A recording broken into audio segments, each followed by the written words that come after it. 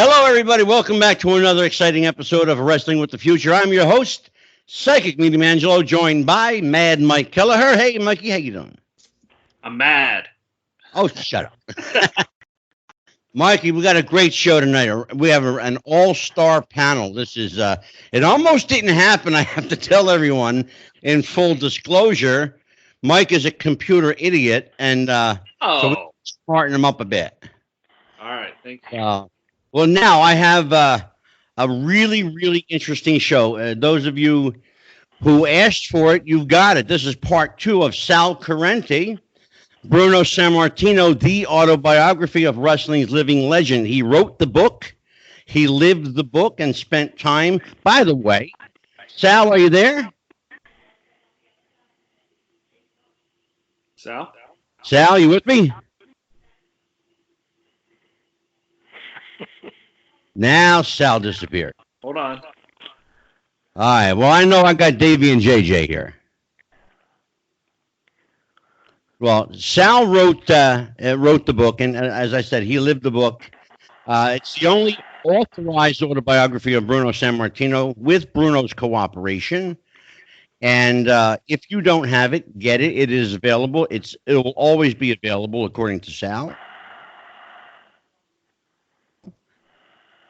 On Amazon right now. JJ Dillon, are you with me, my friend? JJ.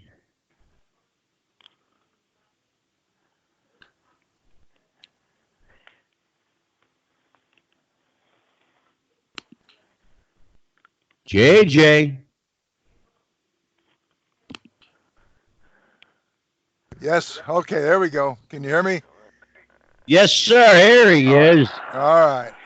JJ Dillon. Anything electronic, I pushed the wrong button. I'm good now. I'm good to go. I won't touch anything. That way I won't screw it up. There you go. All right, so JJ, I got a buddy of yours with me, Davey O'Hannon. Say hi, Davey. Hey, say hi, Davey. Hey, James, how are you? I'm good. We just talked this week. Yeah. Jeez. Yeah. It's been it's funny. Davey and I had careers that basically mirrored each other. All the places that we went, from the Maritimes in Canada to Amarillo to you name it. The only thing is that we were never the same place at the same time. He was always there at a different time. So after all these years, when we finally got hooked up and launched our friendship, when we would start talking, we knew so many of the same people because we had been all the same places. We had just never been there at the same time. Yeah, that's right. Amazing. And I'll tell you something else. I was like a lot of us did. I started off as a true blue wrestling fan, and not to embarrass JJ, but the very first star in my eyes that I got to actually speak to, exchange a conversation, short as it was a referee named James Morrison. And yes. I worked up the nerve. I probably was 14 years old or 15, whatever it was, and JJ was a referee, and this was in a place called the Newark Armory. And JJ's daughter had just been born, and I read that someplace, probably one of the magazines. And I walked up to him. He was in the corner getting ready for a match, and I congratulated him on the birth of his daughter. And he said, "Hey, thanks, kid." And we just said a few incidental words. But listen, I went to school 2 days later saying to people, "Hey, yeah, I know that guy. I know him really well." That was a big deal for me because being a wrestling fan, people like JJ and the wrestlers were bigger than life. They were larger than life. Remember? So, and then we, like JJ just said, our careers. I certainly can't put myself in the same department as JJ Dillon, but we had so many parallels. It was great, and the outcome of all of this is I'm so fortunate to have a friend named James Morrison, because he's really special. And the feeling is mutual with me too. Well, thank you. Davey, you're someone very special to me too. And the interesting thing, too, guys, is that back in the day when you guys began and formed friendships and acquaintances, they lasted a lifetime. See, Yep. I would say I'd be hard pressed to find any two or three guys today that are actually friends for more than a couple of 2 or 3 years. Yeah, Before, that's true.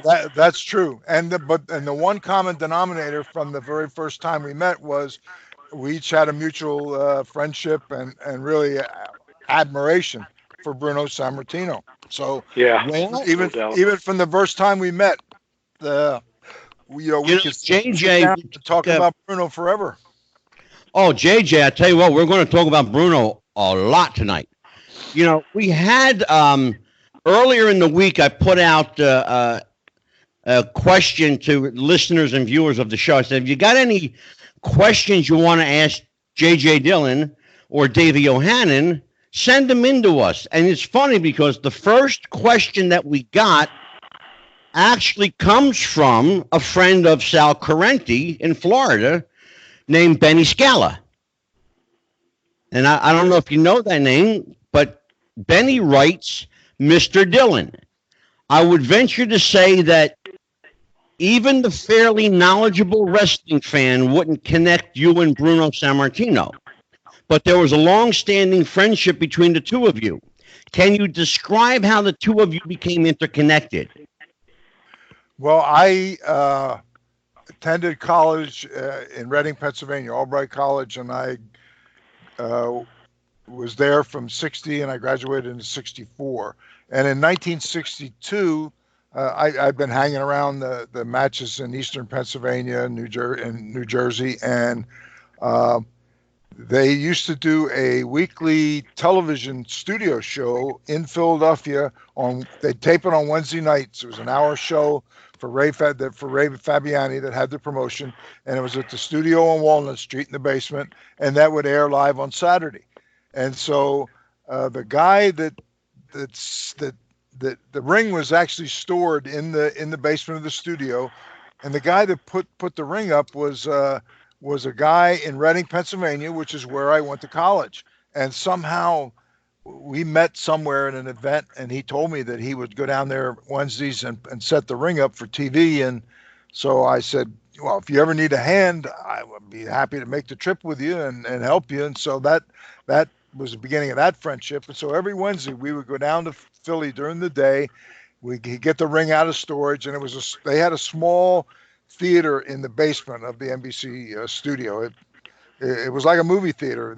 The seats started from the back and swept down, and there was a small stage at the front, and they would set the ring up right up against the edge of the stage, and it was really a perfect setting for televised wrestling. And so I went down there and I would help him set it up, and the deal was, well, you wear a white T-shirt, I'll wear a white T-shirt, and you take the ring jackets from one corner, I'll take it from another. And okay, great. And that was a big deal then. My fraternity brothers in college would see me for a few seconds on TV, and that was my 30 seconds of fame before every match, and then instant over. And then I got to know the guys. Gorilla Monsoon and the other guys. And what happened was, one week, because they had a commission set up in Pennsylvania. In other words, the referees were all commission guys, and a lot of them it was a perk that they weren't necessarily wrestling fans, but it was like somebody said, well, we'll sign you to the matches at the convention hall or the arena. And back in those days, this is a long time ago, the referees would get paid $100. Well, $100 in those days was a lot of money. God, sure. Yeah. So, but they weren't all necessarily wrestling fans. And what started was when you're running, weekly or running monthly shows at the convention hall or the Philly arena, they would need to have return matches and what have you, and sometimes the You had to have a controversial finish that maybe the fans would get all riled up about.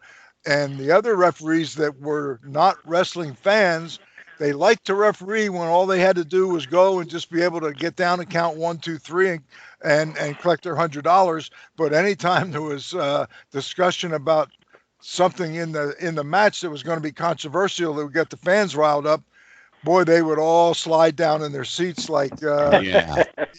And Well, so JJ, it's funny because in reading your story, and knowing a little bit about, because you and I met in October, I should tell people.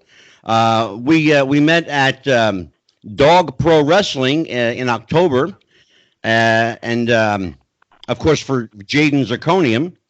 But I should tell people that your story, if you read it just on the surface, you're the most unlikely guy in the world to get into the wrestling business. First of all, you were a bit older than a lot of the guys. You were a college student at the time, certainly a lot smarter than most of the guys. But your aspirations, as I read it, were really your love of baseball. How the hell did you find wrestling, bro? Well, baseball was my major passion, and I was a huge Brooklyn Dodger fan. Duke Snider was my idol. And in 1958, the Dodgers and the New York Giants up and relocated on the West Coast. And so back in those days, this is before cable television and what have you, that I would get up in the morning and get the Trenton paper to get the line score from the West Coast. And because of this is before, internet and so forth, that they would have the line score from the Dodger game in Los Angeles, but it would only be up to like the third inning, and then they would have to go to press, and that's all it would be there. So it was easy. Funny. It was easy for me to, kind of have my interest in baseball kind of take a back seat. And it was right about that time that I really discovered pro wrestling. And the first guy that I befriended was the original Zebra Kid, George Bolus. And oh my God, there's a name. There's a name. And George, it was a crazy thing. I mean, I was a fan. And so I knew that the Zebra Kid was George Bolus. And they used to do a studio TV show on Walnut Street. And it was a one-way street. And then across the street, you would walk right down a hill, and there was an underground parking. And the cars could come out the other side, which would be one street over.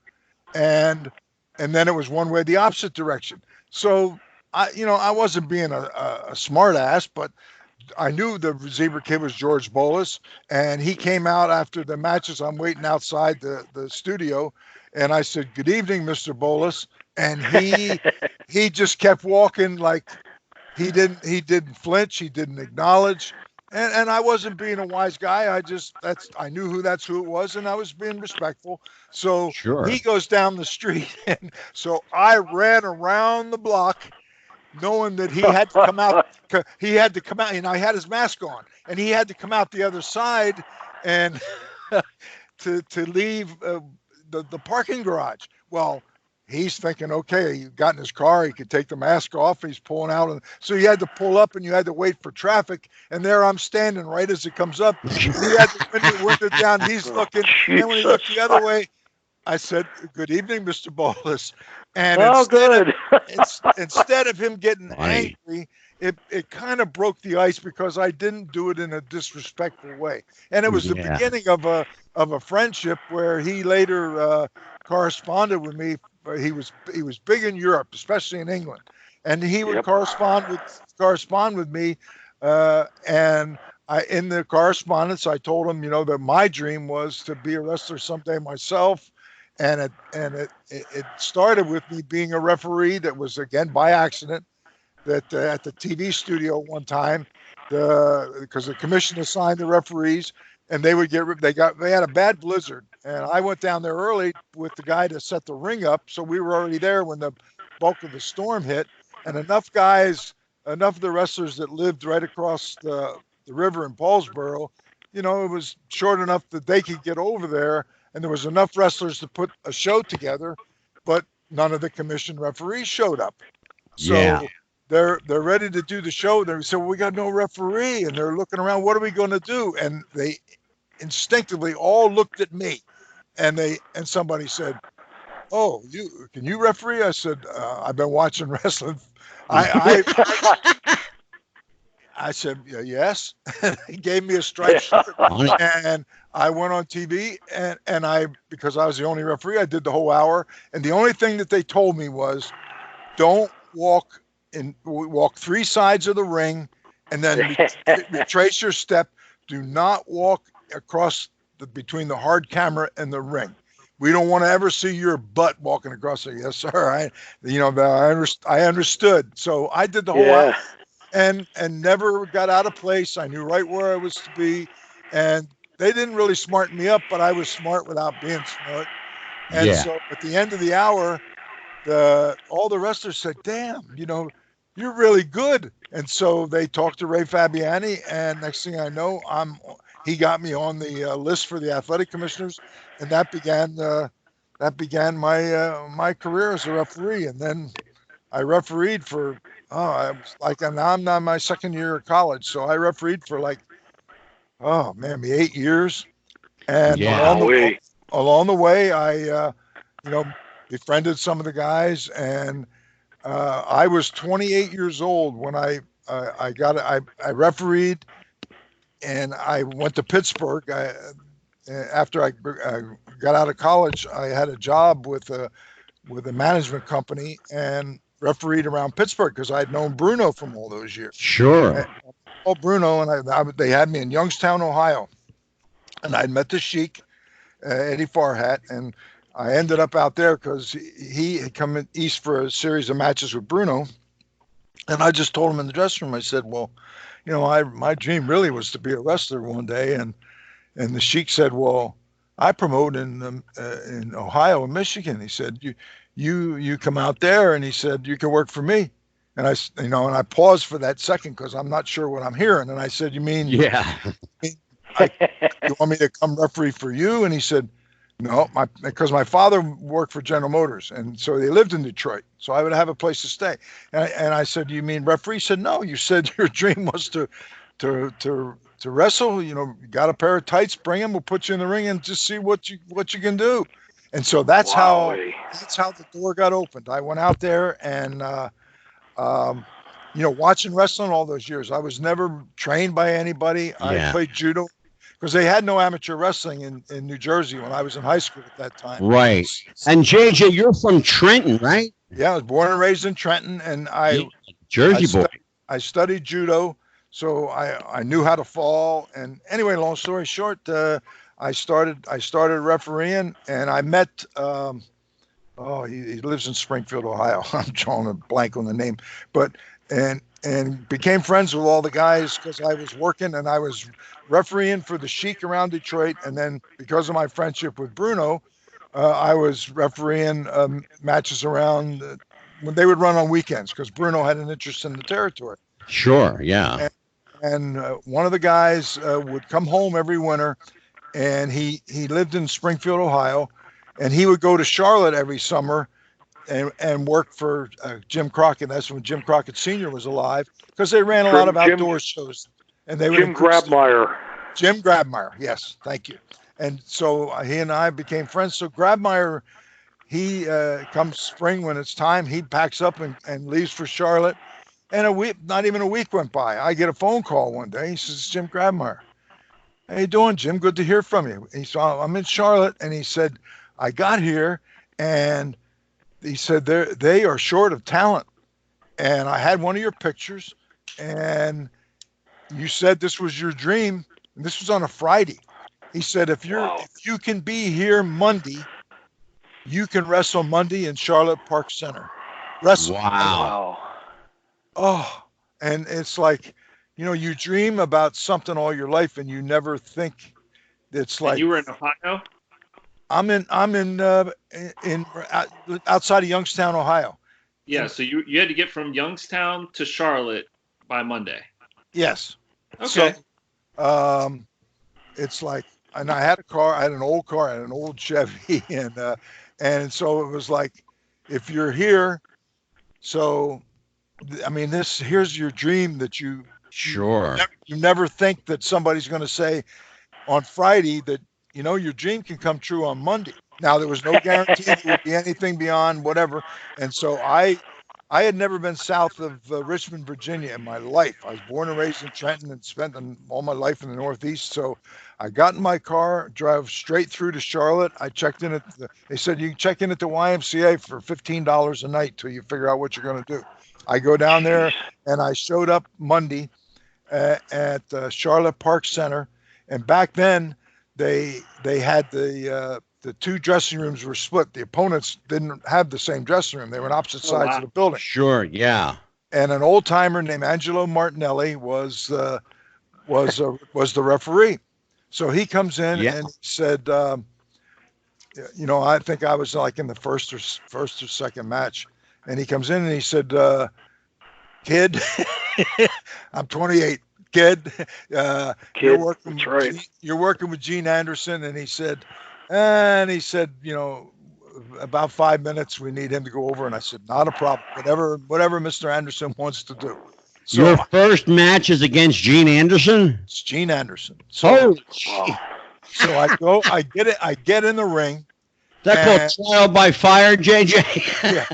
And we're the first or second match. It's like a 20-minute time limit. And I am so into listening everything he's telling me to do. He then tells me something that's a little bit more involved, Next thing I hear is 3 minutes left, 2 minutes left. And I said, wow. He said, we need to go for the finish. The time's going to run out. And so we did the finish with like a minute and something left in the 20-minute time limit. And I got back to the dressing room, and Angelo Martinelli came back over, and he'd been the referee, and he said, I know I told you 5 minutes, but he said you were out there with Gene, and Gene could sense that, that you had some talent. And he said, well, I'm going to keep him out here a little bit longer and just to check his oil and see what he can do. Well, now, JJ, let me expound on that a little bit. You're 28 years old and making the decision to get into a business that you really, for all intents and purposes, know little to nothing about. You're in the ring now at the Park Center. We'll talk about that in just a second. And the other thing, not to interrupt you, is I'm from the Northeast. So I knew all of the who's who of wrestling from the Northeast.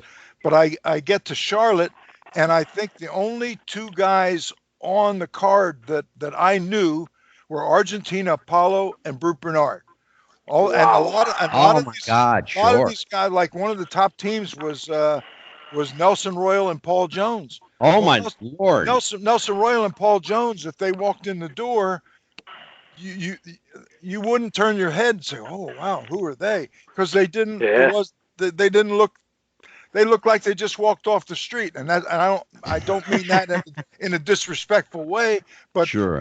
they were not typical of the land of giants where I'd come from, where somebody walks through. Yeah, that's right. And now, JJ, so apparently Gene Anderson detected some a talent, some innate ability. Did you think that you had it? I had never been trained by anybody, but I had played judo. I knew how to fall, and I had been the third man in the ring for like 4 years up to that, with the who's who of wrestling, start with Bruno Sammartino and all of the superstars of the business, Killer Kowalski and names after names after names for all of those great matches. So I learned without anybody ever training me, by just being the third man in the ring and listening as they silently communicate with each other. That nobody in the first row ringside even knew what was being said except for me. So I'm listening. I'm looking how they set the match up, how they're playing off each other, and I'm seeing the crowd reaction to whatever. I knew what they're going to do, and now, oh wow, I see the crowd reaction, and I learned from being a referee for all of those matches. So when I got a chance to go into the ring I knew how to fall, and I just understood how the wrestling business works. So I'm immediately, I didn't come across as somebody that was as green as I was. And I'm 20, like you say, I'm 28 years old at that point. Sure, yeah. Now, Well, JJ, you know what? Can I've I heard. interrupt you? Sure, yeah. Go ahead, David. I just learned another parallel. As well as I know JJ, and as close as we are, here's another parallel for he and I. I was never broken into the business either. Huh. Nobody taught me anything. It was on the job training in the ring. Yeah. That I knew. That I knew. Yep. The only difference was Davey and you and I. We had this conversation that you went in the ring, and to you it was like a street fight, and the guys that you were in the ring, which I was not a tough guy, I'll tell you right now, but you were in the ring and you could handle yourself, and so out of salvation for the guys that you were in the ring with, they very quickly said, "Hey, somebody needs to smarten this guy up before he kills one of us." Oh, maybe, I don't know. yeah, that's about how it happened, I'm sure. There are certain buildings that are what we call wrestling buildings. Philadelphia Arena, of course, was a great wrestling venue. The Philadelphia Civic Center, of course, Madison Square Garden. Convention Hall, too, in Philly was a regular for a while. Oh, yeah. Sunnyside Gardens in New York. Yep. JJ, the Park Center, they tell me, was a notorious building for one reason. They said when you walked into that building, it emitted an odor, a smell, a stench that you could not get out of your nose. What was it about that building, and particularly the stage area curtain, that was so offensive? It's funny. Maybe it's because it was my debut, and I was so focused on where I was, and I'm like I say, I'm 28 years old, almost 28 years old, months from my 28th birthday, not a kid, and I'm in an area where I don't know anybody that's in the territory except for, like I say, the Argentine Apollo and for Brute Bernard. I don't know any of these other guys, and I look at Paul Jones and Nelson Royal were like tag team champions, and they were like maybe 220, 225, 230, which were certainly not like the guys that I've been used to in the land of the giants, and yet I go out there and watch them, and geez, these guys could perform. And what was mind-boggling was how they were over with the people and the story that they told. And what I remember was when you go in the ring in Park Center in Charlotte, if you look to the back of the building, you'll see a man who I often try to think of somebody that I could liken to, and I keep coming up with Burl Ives, somebody that was like portly, and he sat in the back of the building with his chair up against the wall by himself, and he sat there and watched every match. And I'm told that if he liked what he saw, he used to flip his tie, and that was the barometer to say, well, Mr. Crockett is flipping his tie, so everything is looking good.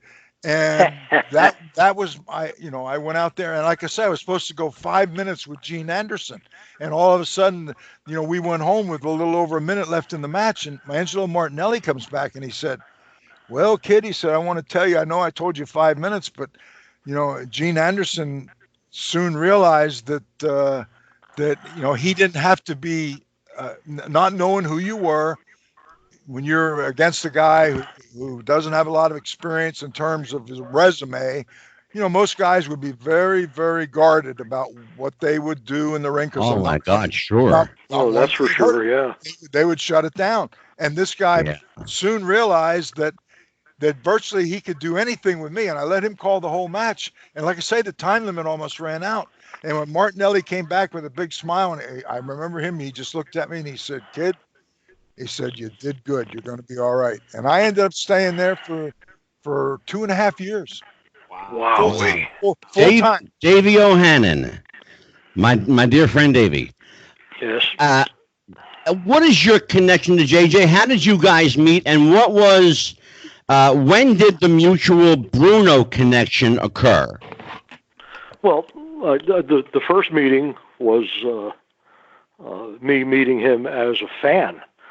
So it was just a fan talking to JJ that night. But for Davey, it was a big deal. And I'm not being facetious when I say that. It was a big deal. And then we had our careers in the business, and like JJ said, a lot of the same places, but never at the same time. And if I remember correctly, when JJ was with WCW, he called me, and WCW was coming up into the Northeast here, running some shows, and JJ asked me to get a little bit of talent to fill an undercard up, and we did that, and that was the time we spoke. And then came about the Professional Wrestling Hall of Fame, and that's when we really made an in-person connection. And JJ has a stellar personality. He's an easy guy to get along with. He's also let's call a spade here. This guy's an icon in the professional wrestling business. Absolutely. That's how it is. There's no doubt about it. So anyway, we got to talking.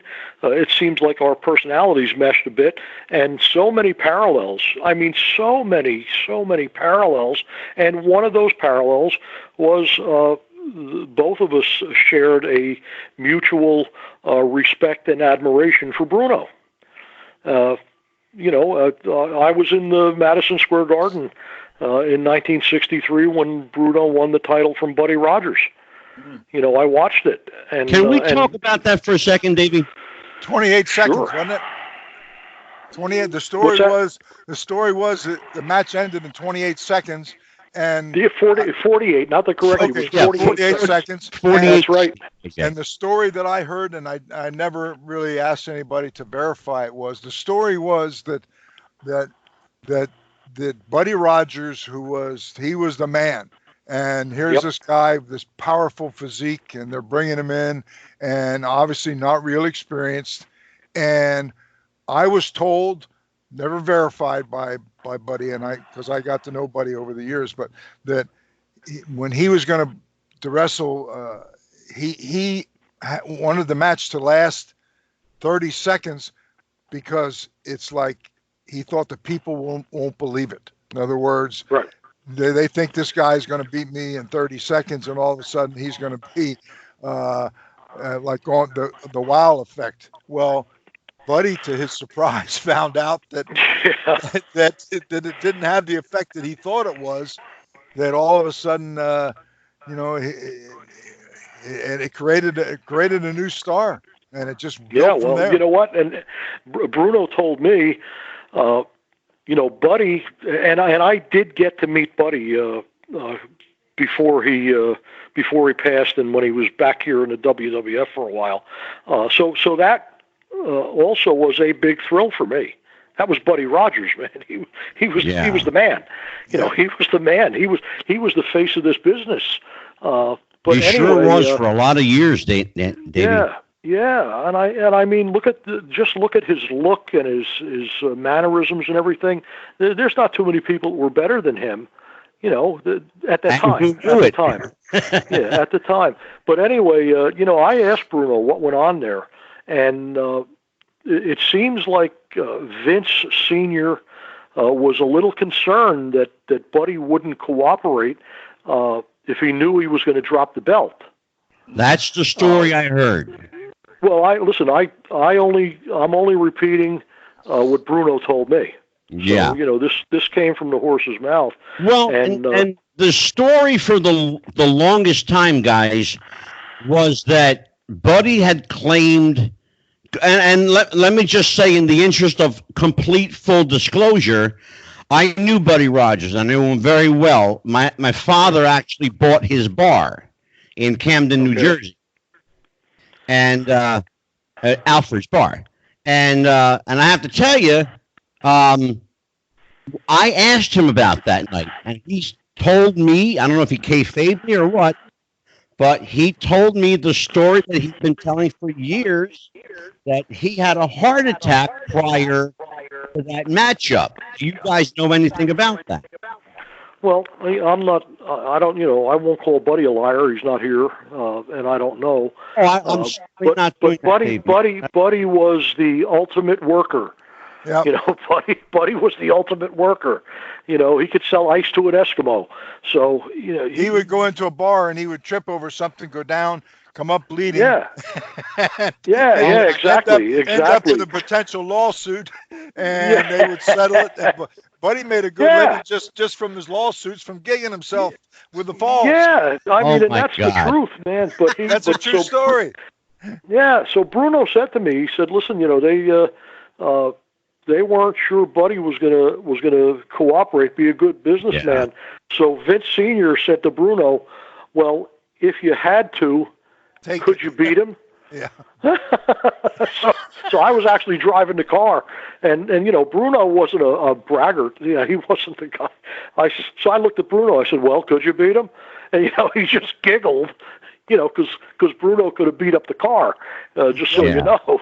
And Bruno told McMahon, "Yes, don't worry about it." And Bruno told me he put Buddy up there in the backbreaker and said, "Give it up, or I'm going to break your back."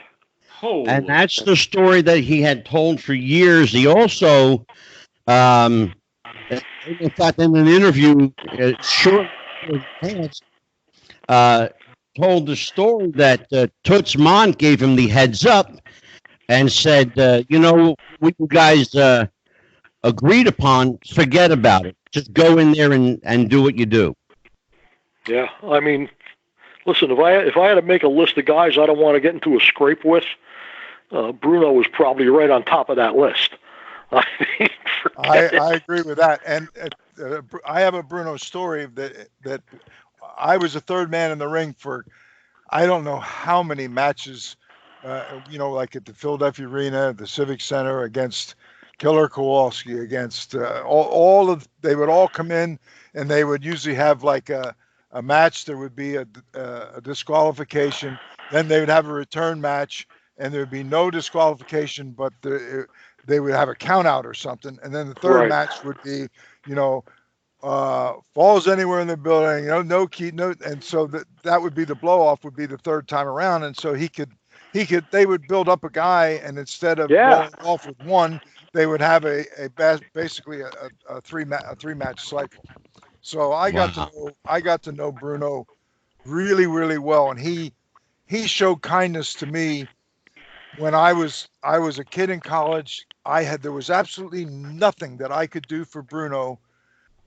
So whatever kindness he showed to me was because it was a demonstration of the core person that Bruno Sammartino was. He was a good, great person. And one time I had they've called. I remember Arnold Skolin calling me, and he said, I used to work the main events in Philadelphia, and I get $100 payoff, which for a kid that's in college, that's a lot of money.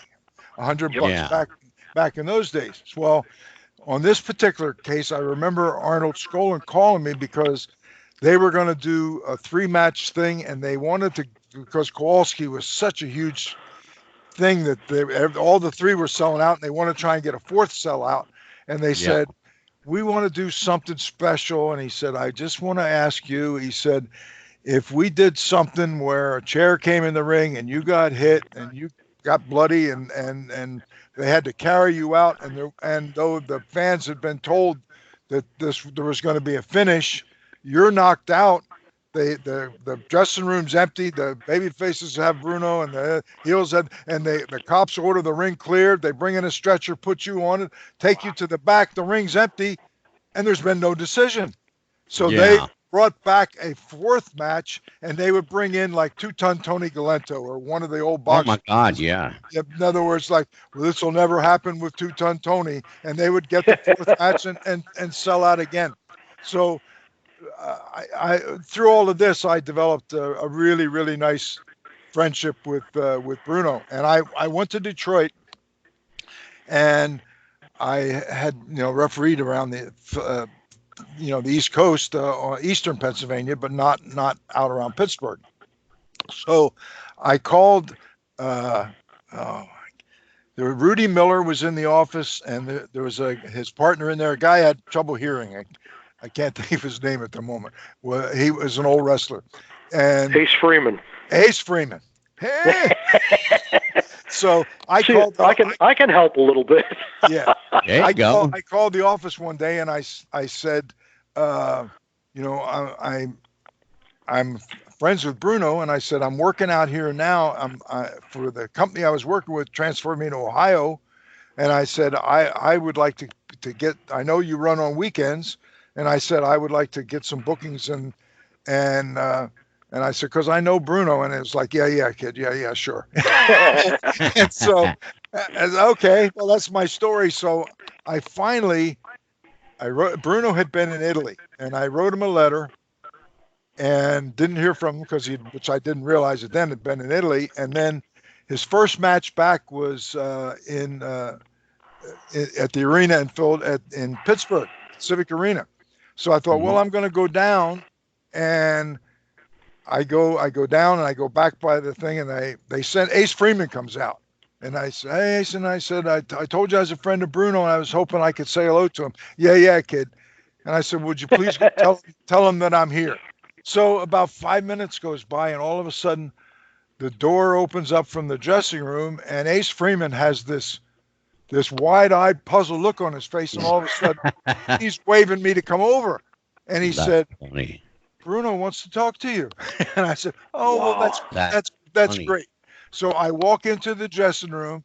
Bruno picks me up, a big hug, and Ace Freeman's standing there like, oh, hell, I guess you were telling me the truth. And so yeah. Bruno told me, he says, I got your letter. I was in Italy. That's why I couldn't answer you. I just got back. And they used to, Bruno had an interest in the office, and they would run on weekends and do a TV in Pittsburgh. Ace Freeman's standing there with his jaw hanging down and his eyes wide open. Bruno looks at Ace, and he said, Ace, he said, I want him booked every Friday and every Thursday, Friday, Saturday, 3 days that they ran. And he said, starting this week, if you have to add a match on the card. And the eyes got bigger and bigger. Wow. And I said, amazing. Oh, Bruno, I can't ask you to do that. No. He said, we're going to add a match on the card. You're here. I got your letter. I was in Italy. I couldn't answer you. And he said, you're going to start booking. So I ended up staying there for like 2 years, working every weekend. That's when I met Jim Grabmeyer. And every year Jim Grabmeyer would come back around. He lived in Springfield, Ohio. He would work Pittsburgh and around Ohio, and he'd work a little bit for the Sheik. And then in the summer, he would go to Charlotte when they would increase their roster because they'd run a lot of outdoor shows. So he goes down. He goes down to. He leaves and goes to Charlotte, and this is like a Friday, and he just left, and I get a phone call. He says, Jim Grabmeyer. I said, yeah.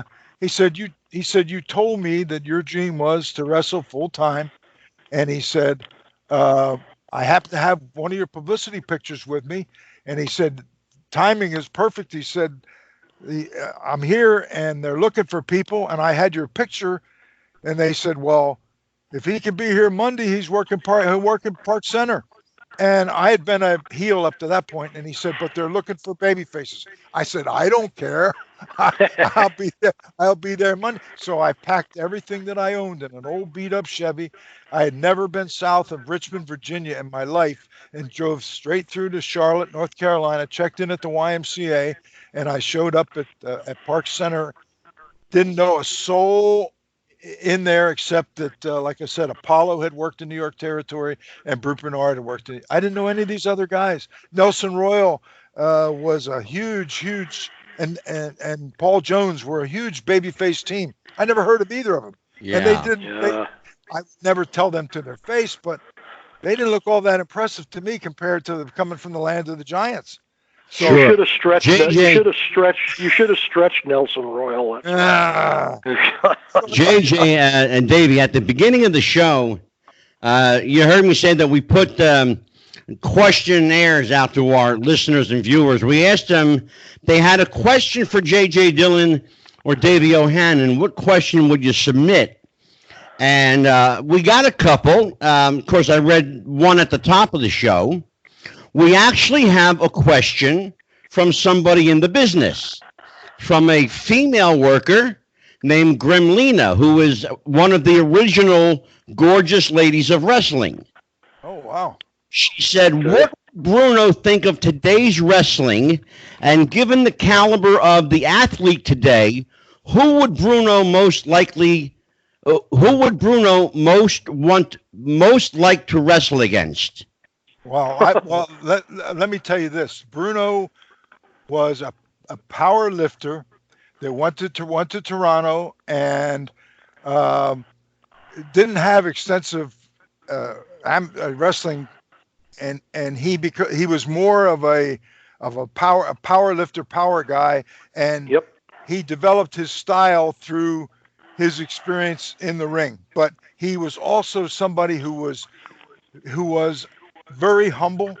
He was somebody who never he never talked about himself, and he had some weightlifting records at one time. Oh boy, but he didn't talk about those things. He just was. Well, JJ, tying right into that, where you're going now with it, and you can incorporate this into your answer if you'd like, but along those lines, another question that we had was, given Bruno's very calm demeanor, did you ever see Bruno legitimately angry with someone, and what was the circumstances surrounding it?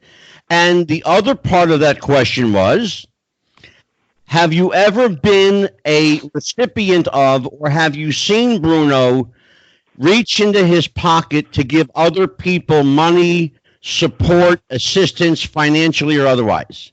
Well, the first part of it is I never saw Bruno express an angry moment or ever put somebody in their place.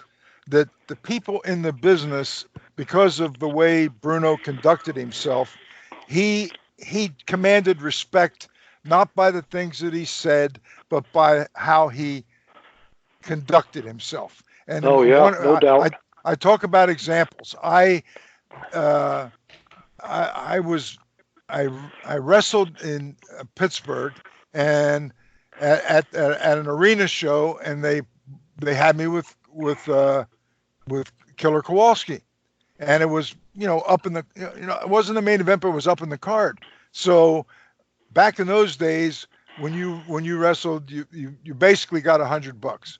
So this was a case where we had done something on TV. There was like almost a mini angle to come back with the event in the arena, and so they used to pay you that night. It was either Angelo Savoldi or Skolin would give the guys advances, or if you were down in the card, they would give you'd sign a receipt, and like I say, the flat fee was $100. Well, they had asked me to do something special. That what it was. I don't know if they wanted me to bleed or do something, and so I did it. And I go to get paid, and they handed me that same $100 and said, "Sign here." And I didn't say anything. And so Bruno, this was like, I didn't see Bruno for like 5 days. They had a show in of all places in Reading, Pennsylvania. I think it was an outdoor show at the fairgrounds. And Bruno was there on the card, and I wasn't assigned. I went down just to say hello to everybody and said hello to Bruno. And he thanked me for that week before. And I said, Bruno, I said, usually when I worked, I got $100, but they wanted me to do something. They wanted me to bleed. It was something. And I said, and they paid me that same $100. And I didn't say anything. And Bruno said, He said, stop right there. He said, you did the right thing. I'm glad you didn't say anything, and I'm going to ask you not to say anything and leave it to me. And I said, well, Bruno, I can't ask you to leave it to me. So there you go. Yep. About a week goes by, and they had a show, I think in Reading, and Phil Zacco used to promote around Baltimore, and he would run those spot shows all up through there. So I wasn't even assigned to referee that night, and I go down to Reading just to watch the matches and say hello to guys. And Phil Zacco sees me, and he's, oh, hey, kid, come here. And we go around the corner. He reaches in his pocket, and he pulls out a roll of money, and he peels out $200, and he said, here, this is for you. Oh, well, thank you very much. So I didn't see Bruno and Bruno wasn't on the card that night. It was Bill Miller and somebody in the main event, Spiros Arian or somebody. And so I didn't see Bruno till like the end of that week. And so I saw Bruno, and he said, did anybody want to talk to you this week? And I said, yeah. He said, wow. Oh, he said, Phil Zacco did. And I told him, I said, that they had given me $100 the day of the show for doing something special, and I never said anything. He said, well, you did the right thing. You were smart. And he said, when I found that out, on Thursdays, they used to all go to do the TV in Washington, D.C., and they'd all go into Vince's office, and whatever their pay was for the week, they would add up what they took for advances, and they would get the balance of their money. So Bruno talks to Vince, unbeknownst to me, and he says that, he said I had done such an outstanding job that I had to do something to get blood carried out, and they pulled the ring apart and got the fourth match out of it because of what I did, and I got the same $100.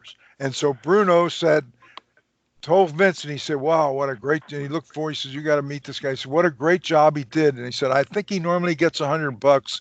And he said, I think that they paid him the 100, and that was all. And Vince cut him off and he said, don't worry about it. I'll take care of it from here. So that's when a few days later, I see Zacco. He calls me off to the side, reaches in his pocket, peels out another $200 and gives it to me. And then I see Bruno a couple days later.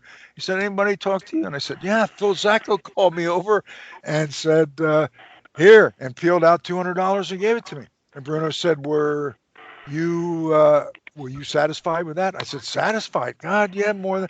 He says, okay. He said, I was told that you would be taken care of and you'd be happy, and I just wanted to verify that. So that's the kind of guy that Bruno Sammartino was. I don't know if it's true, but I heard stories where that was not an isolated thing. That Bruno, for the guys that were. Oh, that's for sure. That's for sure. You're going to confirm it, but Davey, that Bruno, more often than not, would go to Vince and say that, the guys underneath got $50. Vince, that's not right. They need to get more money. And Vince used to get angry, from what I'm told, with Bruno, because Bruno was making big money. And Vince would say to Bruno, why are you coming in here and sticking up for these guys? They don't mean anything to you. And Bruno, I don't even think Bruno even answered him, because that's the kind of guy that Bruno was. Well, you got to remember but we also need to remember his upbringing. They were dirt poor growing up. Yep, yeah. I know. Listen, Bruno went to Vince Sr. once, and I won't mention the guy's name. There was a guy that was a lifelong guy in the WWF. He worked underneath, very well-respected worker, and did everything he was asked. You never heard two words from him, no problems. And he was talking to Bruno one night, and I was sitting right there. And he said to Bruno, all the years I've been here, he says, I never broke $1,000 for a week. He says, I never broke $1,000. I never cracked $1,000. He says, I do everything they asked me to do. Bruno got up, and I'm pretty sure it was at Philadelphia TV. Bruno got up and walked right over to Vince Sr., who would sit inside at the desk in front of the monitor and watch the tapes being made. And he said, can I speak to you? And they walked wherever they walked to. And this guy broke that 1,000 that week. Yeah. Bruno spoke right up for him. And you know what? I was working in the county center in White Plains, and I was in, like JJ said, guys that didn't get broken in. The way to learn the business back there, because there was no wrestling schools or things like that. You had to watch. That's how you learned. You watched. Yep. If you were really smart, you watched the old timers and you watched the guys that were in and saw what they did. Try to steal a little something, and if you had a half a brain in your head, and one of the guys that was established said to you, "Hey, I saw your match, kid. Would you mind if I gave you some constructive criticism?" Well, I mean, the only answer to that is yes, please. Of course. But so I was kind of watching from the hallway at the county center, and some guy approached me. So the short part of the story is he was a promoter in India, and he just sold me a bill of goods. I'm going to go to India. I was going to make a lot of money, and blah. Yeah. So he had a contract. And I said, well, excuse me a minute. I said, I got to go tie up my shoes a little bit. I'll see you in a little bit. And I was sitting next to Bruno in the dressing room, and I put it down. And he said, where you been? I said, hey, Bruno. I said, this guy's going to send me to India. He guaranteed me $8,000 a week or whatever it was. And Bruno said, is that the contract? He said, did you read it? I said, no, I got to get dressed to go. He took the contract. I came back after my match. He had the contract in his hand. He was still sitting on the bench. He took it. He said, tear that up. I said, tear it up. I didn't even sign it yet. Tear it up. He said, you're not going to India.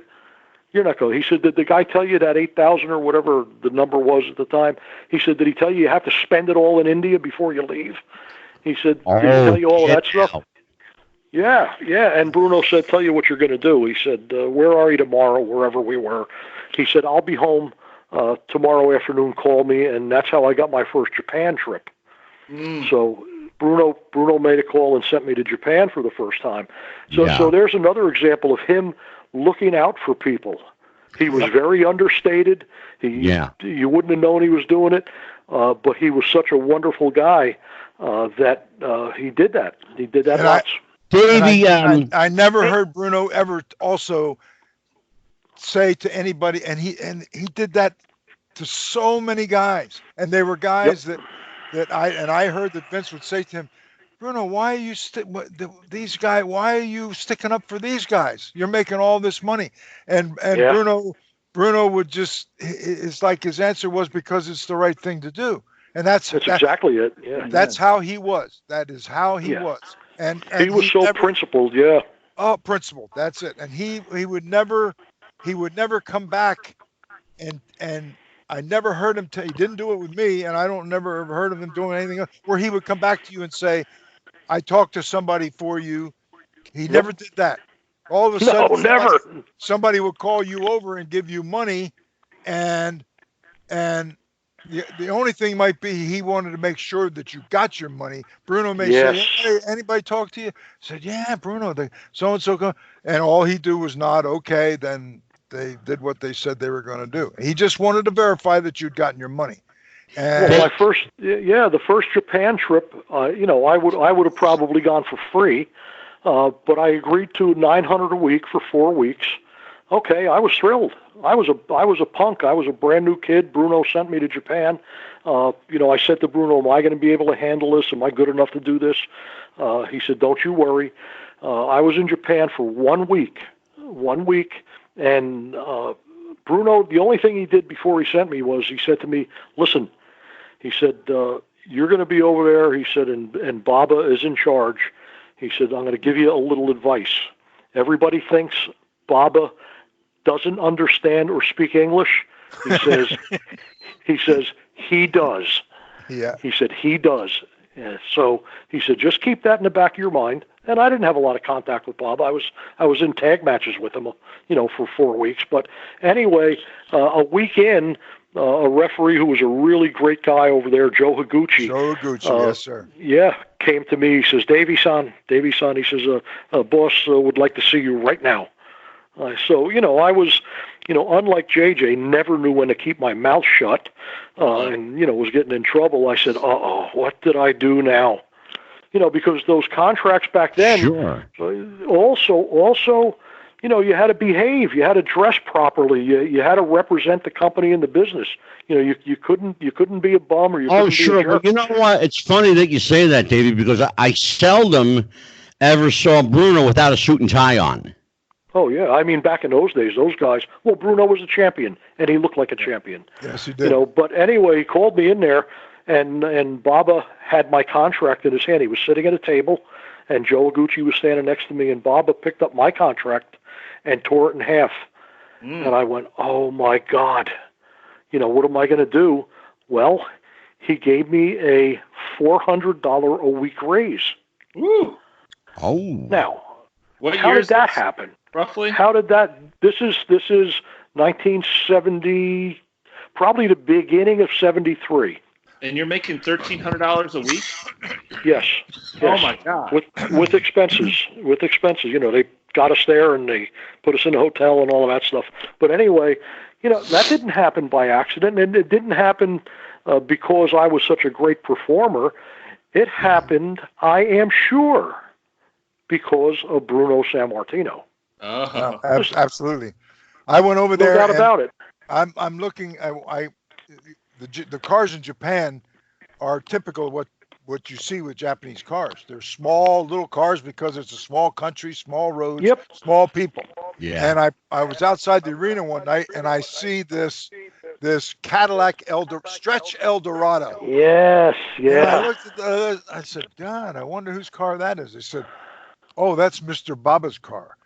Bruno Sammartino sent it to him from America on the boat as a gift. That's right. He bought him a car. Bought him a full. Baba was Baba was a big man, and so for him to get all bent over in sections to get into one of their small cars, Bruno sent him over there a full size stretch Cadillac. Yeah. Bruno. Davey O'Hannon. Yes. Davey O'Hannon. Mike Kelleher has a question for you. Okay, Mike. All right, Davey. So there's a song. I'm going to see if you have any recollection of. Because I heard a rumor maybe that Mr. Sammartino had a certain feeling about it. It's called Volare. Volare. Volare. Yes. Yeah. Bruno was big into opera. He was a big opera. Bruno was a frustrated opera singer. That's right. Yeah, that's what he was. He was, and you know what? I'll give up a little secret. Where Mike is going with this, Davey, is Bruno apparently from time to time used to rib you because I'll tell you exactly that. But the lead into that was, I'm O'Hannon, but my mother's name was Caruso. So Bruno used to always say to me, "Don't give me that O'Hannon crap." He said, "The only good part of you is Caruso." So he would say that all the time. And when we would travel in a car, I liked a lot of 40s and 50s music, and I loved Dean Martin. I listened to Dean Martin all the time. And there was an old ballad singer named Jimmy Rosselli who was really good.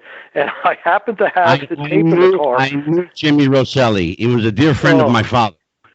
The guy was an unbelievable singer. Unbelievable. I thought he put Frank Sinatra to shame. I really did. But anyway. Anyway, so I had Jimmy Rosselli sings Italian favorites. So we'd be in the car, and I'd be trying to sing along, and Bruno used to look at me and say, "Jesus Christ," he says, your mother's a Caruso. You don't even get any of these words right. What are you doing? He said, "Why don't you just sing Irish Eyes or something and be quiet there?" That was it. We heard that he used to rib you because you didn't know the Italian verse of Volare. Yeah, well, listen, we were at Dominic DeNucci's daughter's wedding, and my wife and I were on the dance floor, and Bruno danced with his wife, and he said hello to me, and he looked at my wife, and he said, "I'm sorry." He said, "I have to call you Mrs. Caruso." He says, "I can't say O'Hannon." I said, "Oh, well, thanks a lot. Thanks a lot." Davey and I made a trip when Bruno passed away. Yep. I'm not very good with funerals. I tend to, I just don't don't process them very well, and I tend to like to retain memories of people as I saw them when they were living, when I interacted with them. But when Right. Bruno passed Amen, away, brother.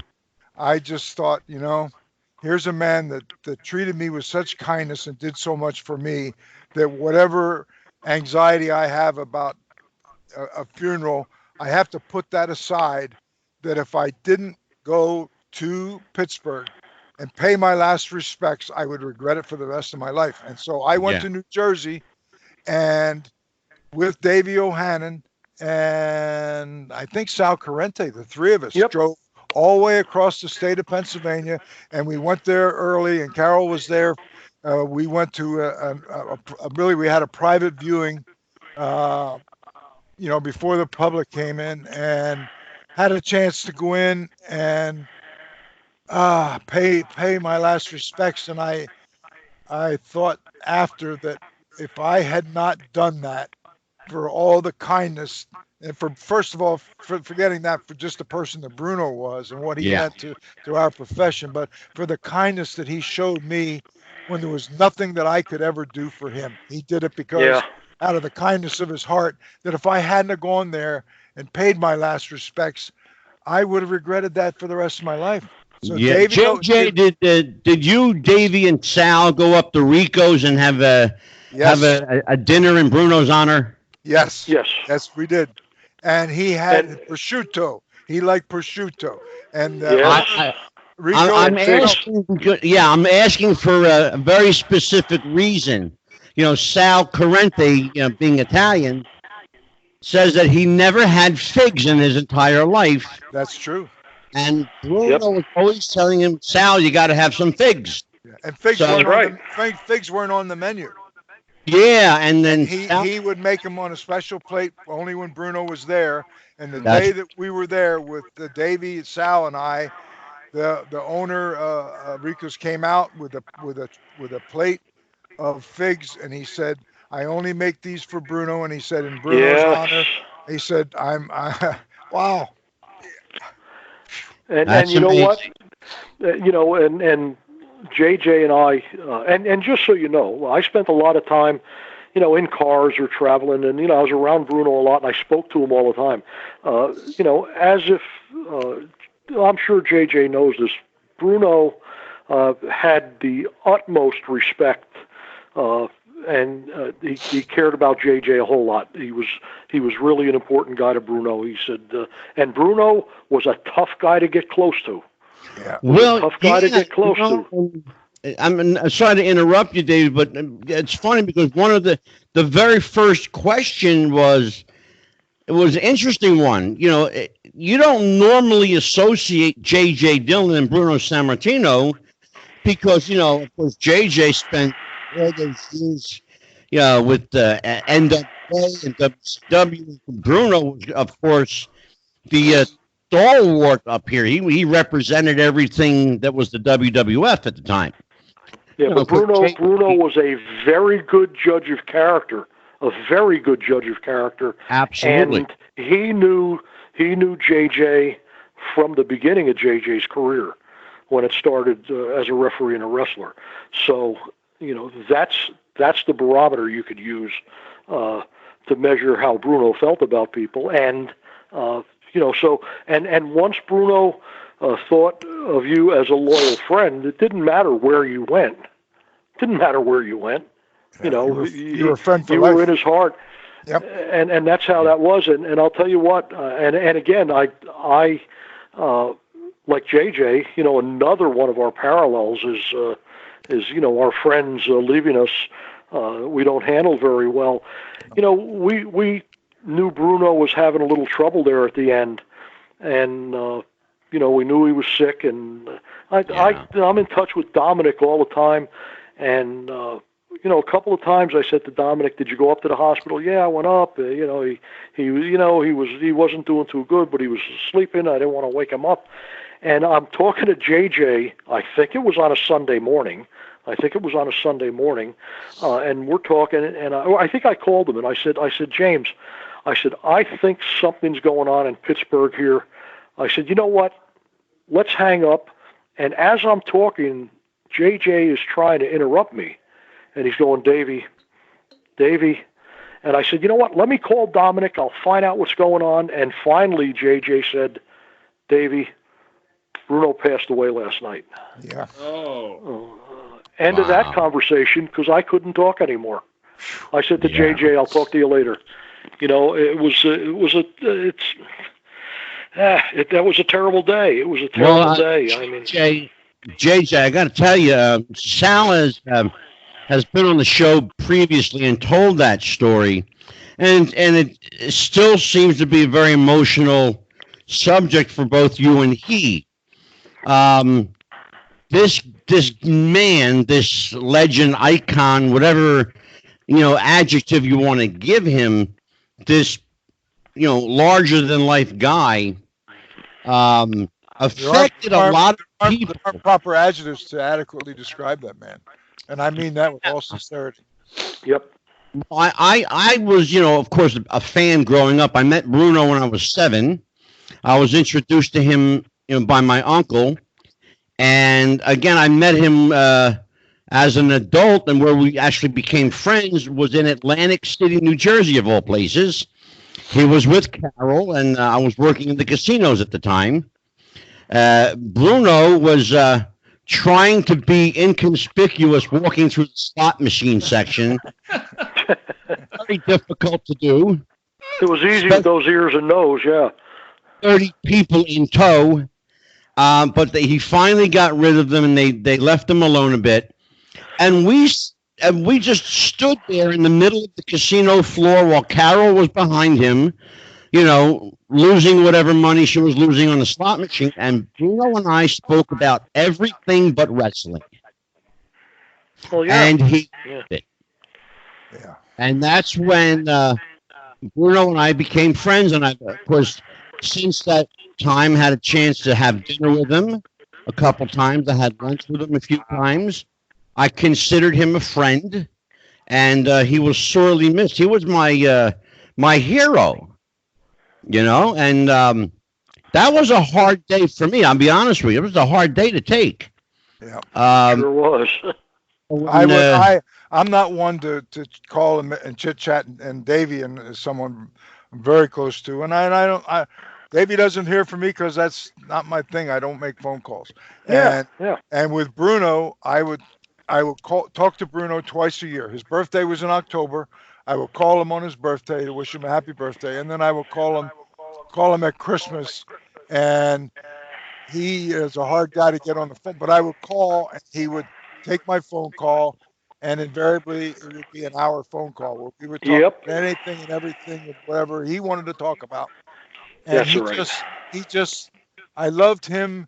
Not for Bruno Sammartino, the great champion he was, but for the human being that he was. Yeah, and he was. Yeah, and I echo that thought, JJ. He was a really nice guy. Yep. In a business where nice guys are hard to come by. Very hard. That's for sure. Yeah. That's for sure. Before we continue, and before I say goodnight to you guys, I want to tell everybody what's coming up on Wrestling with the Future podcast. This week, Thursday night, we have Jason Knight from ECW. Jason Knight from WCW and ECW will be with us. On Friday night, Jeff Miller, the Metal Maniac from ECW and WCW. April 14th, the Wild Woman herself, Karen McDaniel, Wahoo McDaniel's widow, will be with us. On April the 16th, veteran of the ring, best known as the manager, Nikita Brezhnikov, is here. Actor, wrestler, writer, director, he does it all. Tony Villano will join us on April the 21st. Tony is the curator of the International Professional Wrestling Hall of Fame in upstate New York. JJ, you're a big part of that. Davey, you're also a big part of that. Mm-hmm. Joining me on April 23rd will be JJ Maguire. He is the WWE Music Man. He and Jimmy Hart wrote all of that great entrance theme music you heard. On May the 5th, Magnum TA, Terry Allen, will be here. I got him for the whole show. And if that's not enough, later that week, The Raging Bull comes back for his second appearance, Manny Fernandez. On May 12th, for his first of two appearances, Flying Brian Pillman Jr. will be here. And May 14th, I've got the owner of the Monster Factory, Danny Cage. Of course, I knew the previous owner very, very well, the late Larry Sharp. Pretty Boy was a dear friend of mine. May 19th, the one and only, the venerable Doc Diamond will be here. And we will have a very special refs roundtable discussing the death of Macho Man Randy Savage. And returning to close out the month of May will be Flying Brian Pillman Jr. for his second of two appearances. So we've got a busy month coming up, folks. Wow, I feel humbled that I was able to get on your show, and what a lineup! I feel more humbled because I shared this with J.J. Dillon. Well, hey, I was. And J.J., I have to remind you, my friend, you and I did in fact meet in October in Glassboro, New Jersey. We were both at Jaden's show for Dog Pro Wrestling. And I made you a promise that night. I said, JJ, if you do my podcast, I will give you a month's supply of pizza, popcorn, and candy. Somebody gave me up. You knew how to there get you go. Do you remember me telling you that? Yeah, I do. Yep. There you go. I'm going to hold you to it, too. You got it, brother. Not only that, but you're going to get a Wrestling with the Future t-shirt. Oh, wow. Oh, yeah. Wow. And well, so this has been a great. I don't do many shows. In fact, I do very, very few. And I'm honored to be able to share this with Davey, one of my favorite people. And it's amazing that we were both, had been to all the same places, and that we didn't meet each other and begin our friendship to very, very late in my career. And we've been trying to make up for lost time. But Davey O'Hannon is a class act and just a wonderful human being and a credit to our business. And to be able to have this time talking about Bruno Sammartino, there will only be one Bruno, and there aren't many people who you can. In our business, if you say the name Bruno, you don't have to say Bruno Sammartino. That's right. Just say Bruno, and everybody, young, old, whoever, knows exactly who you're talking about. That's how much. Yeah. That's absolutely how the esteem in which he's held in our wrestling business. And I feel honored and humbled that I had a chance to know him, to be around him when I was a referee, and to referee some of his matches. I never wrestled against Bruno Sammartino, and I think maybe it's good that I didn't. I just and one of the highlights of my career was going up to Toronto, and they had an event, and I forget who the contestants were. It doesn't really matter, but they wanted Bruno to come up there in the one guy's corner in Toronto, and Bruno said the only way I'll agree to come is if you get JJ to be in the other guy's corner. So I got the call, and they said Bruno won't do the date unless we bring you in to do the other, be with the other guy. And I said, wow. I said, so obviously I was there, and one of I wrestled El Santo, the original El Santo. Oh, wow. I wrestled him twice. So I've been in the ring with virtually the who's who of wrestling, but one of my finest moments was in Toronto, being on the corner, and I don't even remember who the participants were. And I, being in the corner, I had to be careful not to bury Bruno by doing too much, but I would threaten to do something or start to do something. Bruno would come around and whoa, back away. And then finally my courage built up a little bit, and we kind of had to build towards the end. And I did something and momentarily, forgot, Bruno's here too. And I turned around, and all of a sudden I'm about a foot and a half in front of Bruno. And just as a reflex, I hauled back and went to throw a punch. He blocked the punch, nailed me, and I probably took a triple flip. one of my proudest memories in my whole career, I finally took a punch from Bruno Sammartino. Wow. Absolutely, and that emphasizes, since Bruno said, I'm not doing it unless J.J. Dillon is there, that just emphasizes and reinforces what I told you before. I know how Bruno felt about J.J. Dillon. I know that. Came from the horse's mouth. Came from the horse's mouth. I heard Bruno say it. So, for J.J., that was really something. And for me, to even be able to call Bruno a friend, I was a fan that got to know and be a peer with Bruno. It's unbelievable for some of us. Dave, I got a question for you. Yes. You know, JJ mentioned it earlier in the show that Bruno wasn't a trained or skilled amateur wrestler. He was more kind of like a rough and tumble, brawling kind of guy. Mm-hmm. You actually wrestled him. You were in the ring with him several times. I was in Battle Royals. I never wrestled Bruno in a singles match, of course. Well, right. But was he the kind of guy who could naturally adapt to people's styles? Well, he had to. He did. There was somebody who came in every month or every couple of months in New York. Yep. Look at the guys he went through. He had. How did he prepare for that? What did he do to kind of acclimate himself to these various styles? He was a very polished wrestler. He was not. Yeah. He was a powerful man and had an image of that power. But he could go out there and have a match. He would somehow be able to adapt to the style, because some guys, their style is what it is. And, right.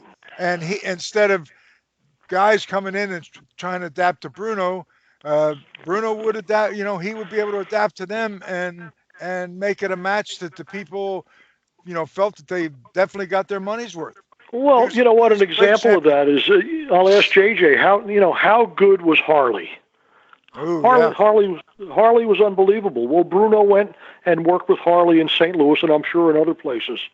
All right, so there was someone he had to adapt to, because an NWA guy was much different than a WWF guy. That you had a that's a real good point. In fact. Maybe you and JJ could chime in on this. Ric Flair in his book claimed, of course, as you would expect him to, that Bruno wasn't really a draw outside of the Northeast area. But we know that Bruno wrestled in San Francisco, in Texas, in Florida, Oklahoma. Big in Japan.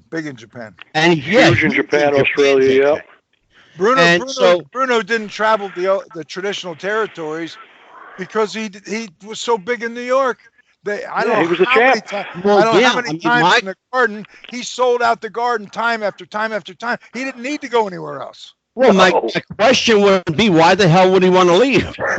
We're both saying the same thing in a different way. Yeah. And you know what? If he wasn't a draw somewhere else, I have to disagree to a point with Rick. If he wasn't a draw somewhere else, then Sam Muchnick wouldn't have picked up the phone and said, geez, I'd really like to have him here in St. Louis. Or Paul Bosch wouldn't have said, hey, can we borrow him down in Houston? That shows it right there.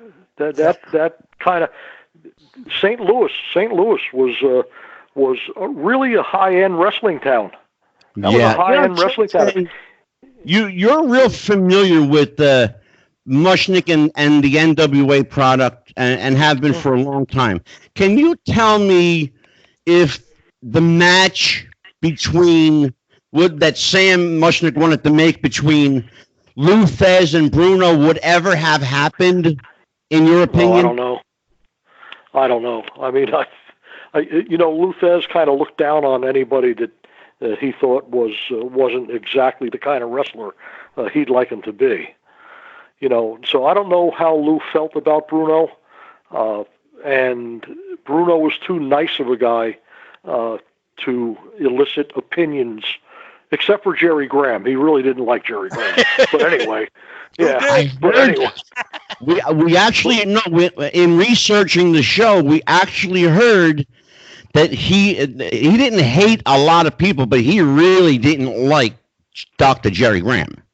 I couldn't stand him. He actually made Bobo Brazil stop the car on the New Jersey Turnpike once. And I think we should point out, for the record, by the way, this is coming from Vince McMahon Jr.'s mouth. His favorite wrestler was Dr. Jerry Graham. Well, that kind of figures, but okay, that fits. But yeah, Bruno, because Jerry Graham wasn't and Jerry Graham, I watched him as a fan also. I mean, the guy was great in the ring. JJ would know more about him than I would. I mean, I know him from watching. And I had one incident, actually two incidents with him, and one of them caused Bruno to grab me by the collar and take me on the side and say, if I ever see something like that happen again, you and I got a problem. That little voice in my head said, let's see, who do I want to have a problem with? All right, it's not Bruno, so I won't let that happen again. But yeah, Bruno told me that Jerry Graham was so obnoxious. He, Bobo, and Bruno Bobo and Jerry Graham were driving up the turnpike. And I guess Jerry Graham was shooting his mouth off or doing whatever he was doing, and Bruno said, Bobo, stop the car. Stop the car. He got out, and he was just about to drag Jerry Graham out of the car and give him a little beating, and the New Jersey State Police pulled up behind him. Says, everything okay here, guys? Yeah. And Bruno was working with Jerry Graham in the garden that night, the next night. Oh, my God. The next night, and he told Jerry Graham, he said, okay. He said, well, you know what? Tomorrow night we'll take care of this in the ring. Well, gentlemen, I'll tell you what. You probably don't want to hear that coming from Bruno, yeah. And he said that before the match, Jerry Graham came into his dressing room with a big box of really expensive cigars and said, here, I got you a little present, and, hope we can forget about what went on last night. Yeah. Lifesaver. Yeah. J.J. Dillon, final thoughts on your friend Bruno Sammartino. There's only one Bruno, and like I said, there aren't a lot of names in our profession that you can say the name and everybody immediately know who you're talking about. But I don't care how old you are, how young you are, what area you're from, or what geographical part of the world you come from. But in our profession, when you say the word Bruno, you don't have to say any more. We all know who you're talking about. And I am thrilled, humbled by the fact that I was the right place, the right time to be with Bruno, to be the beneficiary of his kindness on a number of occasions. And when you talk about greatest, we hear discussions about the greatest champion of all time, and everybody has their favorites. But boy, in terms of his record with sellouts in the Garden, with his just the way he was as a person, I can't think of anybody finer than Bruno Sammartino, and I'm honored and humbled that I had a chance to know him and to be able to call him my friend. Davey O'Hannon, final thoughts on Bruno. Well, there's not much I could add to that. I kind of mirror what JJ said. Here's a person that has first name recognition, not only in his sport, but all over. Bruno was Bruno all over. He was a sincere, principled, caring guy, not full of himself, unassuming, benevolent, generous, and for me, a fan that got to watch Bruno, that sat in front of a television and cried when something happened to Bruno or was worried about it, and then got in the business and actually had him walk up to me in an arena and stick his hand out and introduce himself, which was, a kind of our protocol in a dressing room. If you were new in a dressing room, you walked up and introduced yourself. And I just happened to be sitting there, and he walked in and stuck his hand out, and he said, hey, hi, Sammartino. And I stuck my hand out and said, "Yeah, I know." He said, "Oh, your name is I know." I said, "No, my name's not I know. My name is Dave." I said, "You're Bruno." I said, "I know you're Bruno." He said, "Oh, okay." He just smiled, and he was one of the boys, and he didn't have to be. He didn't have to be.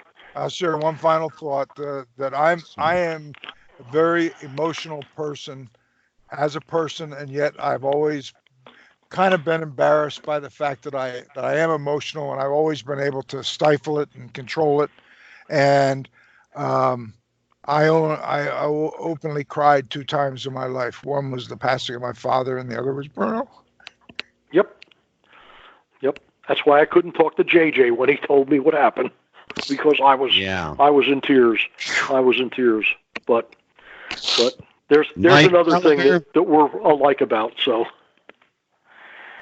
Hearing you guys reminisce about your friend is really awesome, and I really appreciate getting to be a part of the conversation. Like I had no opportunity to meet him, so in my mind, I'm thinking about some of the other great figures that have come and gone, and the one that I think pops to mind the most, that the stories I'm hearing from you guys are kind of similar stories I've heard about this person.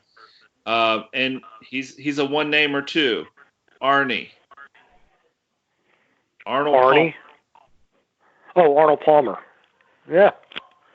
That's you hear the same Arnold things about Palmer? him. Yeah. Are you kidding me? Yeah. All right, never mind. I mean, no. Well, we can't compare it. We never knew Arnold Palmer. We knew it wasn't. We knew it wasn't Arnie Skolin. Yeah, no, you stumped me on that. I was going to say Arnold Skolin. Yeah, I think he. Where was he going? I think he owes me some money. But anyway, yeah. Yeah. Well, you know what? You do hear good things about Arnold Palmer. We know who he was, but you have to understand that we had a personal relationship with Bruno, and it was special. It was special for somebody that was a wrestling fan like we were and got into the business like we did. So you know what? Like JJ said, we're both pretty emotional guys. Absolutely. And I still think about Bruno and get choked up sometimes. I really do. Well, you know what, Dave, it comes with the territory. You spent a lifetime of memories with this man and made a lifetime of memories. But fortunately, you'll be able, through podcasts like this, to have your memories live forever. Yep. Well, and that's what good. we do here. And at least you were lucky enough to have those opportunities to make those. That's for sure, Mike. Absolutely. You redeemed yourself, Mikey. JJ, Davey, thank you so much, gentlemen, for being here. Tell you what, folks, there's only one Bruno. That's it. You don't need to say any more. Never before, never again. The myth, legend, Bruno Sammartino, the living legend. He will always be the living legend. Take care, guys. Ladies and gentlemen, for JJ Dillon, for Davey O'Hannon, Mike Kelleher, I am Psychic Medium Angelo. Thanks for joining us. We'll see you next time. Wrestling with the Future is out and over. Bye-bye.